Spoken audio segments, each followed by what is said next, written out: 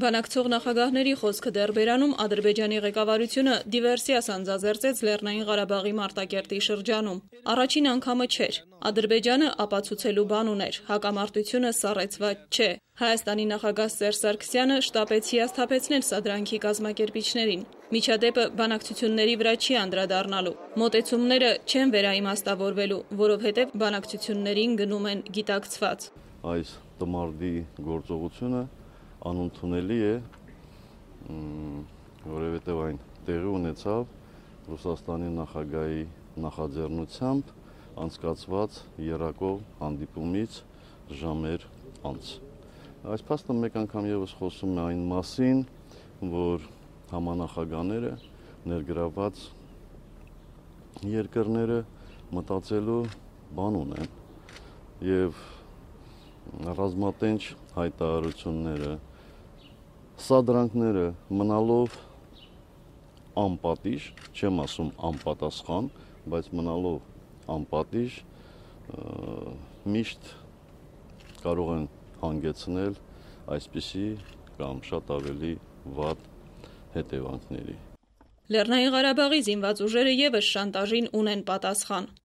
Փաստելով հրադադարի խախտման դեպքերի հաճախակի դարձած պրակտիկան, ԼՂՀ պաշտպանության նախարարությունը անհրաժեշտ է համարում իրազեկել, որ ադրբեջանական կողմն այդ ճանապարհով փորձում է նպատակաուղղված ապակայունացնել իրադրությունը եւ հարցականի տակ դնել առանց այդ էլ տարածաշրջանում տիրող փխրուն խաղաղությունը։ ԼՂՀ պաշտպանության նախարարությունը մեկ անգամ ևս Բաքվին զգուշացնում է, որ ԼՂՀ անվտանգությանը սպառնացող ադրբեջանական կողմի ամեն մի գործողություն այսուհետ ևս կստանա համարժեք պատասխան։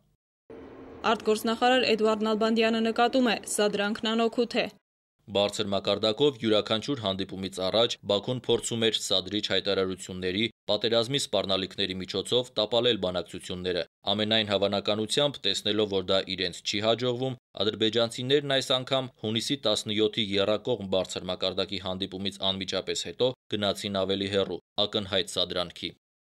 Հոհիդա Հայդատի եւ քաղաքական հարցերի գրասենյակի ղեկավար Կիրո Մանոյանը Իլհամ Ալիևի դժգոհությունն արտահայտելու յուրօրինակ ձև է որակել, ինչպես Հայաստանի նախագահի հետ տնտեսական համաժողովին չմասնակցելը, այնպես էլ հարձակումը Ղարաբաղյան ճակատում։ Նա նշել է, որ ադրբեջանական դիվերսիան նպատակ ունի ցույց տալ, որ այդ երկիրը ցանկացած պահի պատրաստ է նման քայլերի։ Միջադեպը ըստ նրա խոսում է այն մասին, որ Ադրբեջանի նախագահն այնքան էլ գոհ չէ Ռուսաստանում կայացած եռակողմ հանդիպման արդյունքներից։ Ադրբեջանական իշխանության նյարդայնության արդյունք։ Սա արդեն քաղաքագետ Ալեքսանդր Իսկանդարյանի բնորոշումն է։ Նա նկատել է, որ այսօրինակ մասշտաբով զինվորական օպերացիան չէր կարող սովորական պատահականություն կամ տեղական զինվորական հրամանատարության որոշում լինել։ Կրակոցներ Լեռնային Ղարաբաղի Հանրապետության եւ Ադրբեջանի շփման գծում պարբերաբար լինում են, եւ դա ոչ ոքի համար գաղտնիք չէ։ Սակայն նմանօրինակ գործողություններն ըստ նրա դուրս են այդ շրջանակից։ Հանրապետության նախագահ Սերժ Սարգսյանը ցավակցել է զոհերի հարազատներին։